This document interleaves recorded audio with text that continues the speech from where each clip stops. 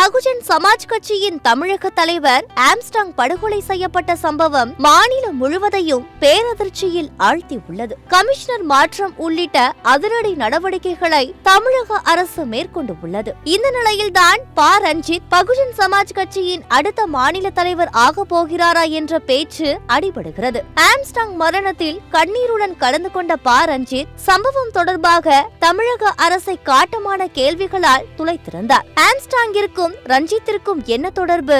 ரஞ்சித் பகுஜன் சமாஜ் கட்சியின் தலைவராக சாத்தியக்கூறுகள் உள்ளனவா என்பதை விவரிக்கிறது இந்த செய்தி தொகுப்பு. அடிப்படையில் வழக்கறிஞரான ஆம்ஸ்ட்ராங் பெரம்பூர் பகுதியில் வசித்து வந்தார். அம்பேத்கரிய கொள்கைகளால் ஈர்க்கப்பட்டு அரசியலில் நுழைந்து ஏழை எளிய மக்களுக்காக பல்வேறு போராட்டங்களை முன்னெடுத்து வந்தார். 2008ஆம் ஆண்டு பகுஜன் சமாஜ் கட்சியில் இணைந்த ஆம்ஸ்ட்ராங் கிட்டத்தட்ட 17 வருடங்களாக அக்கட்சியின் மாநில தலைவராக நீடித்து வந்தார். கட்சி மற்றும் சமூக பணிகளில் தீவிரமாக ஈடுபட்டு வந்த ஆம்ஸ்ட்ராங் கொலை செய்யப்பட்டதை அடுத்து அரசியல்வாதிகள் மட்டும் இல்லாமல் திரைத்துறையில் இருந்தும் ஏராளமானோர் அஞ்சலி செலுத்த வருகை தந்திருந்தனர். அதில் தொடக்க முதலே கண்ணீருடன் கதறி அழுது காணப்பட்டவர் ரஞ்சித். அழுகையோடு நிறுத்தாமல் கொலை நடந்ததற்கான மொத்த கோபத்தையும் அரசிடம் கேள்விகளாக கேட்டு கொந்தளித்திருந்தார். இதற்கு முக்கிய காரணம் ஆம்ஸ்ட்ராங் மற்றும் ரஞ்சித் சிறுவயதிலிருந்தே ஒன்றாக பயணித்தவர்கள். ரஞ்சித் முதுகலை பட்டம் பெறுவதற்கும் திரைத்துறையில் காலடி எடுத்து வைக்கவும்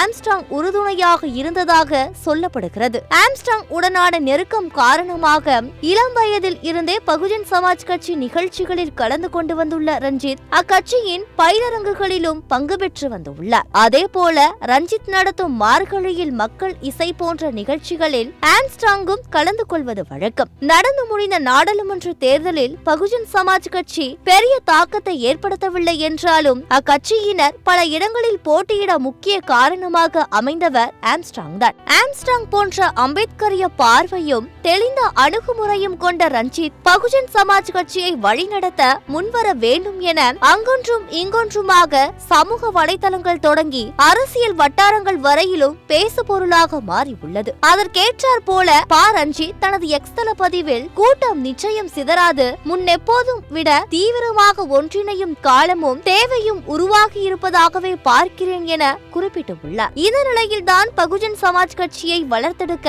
ஆம்ஸ்ட்ராங் கண்ட கனவை ரஞ்சித் நிறைவேற்றுவாரா என்ற எதிர்பார்ப்பு அதிகரித்து வருகிறது.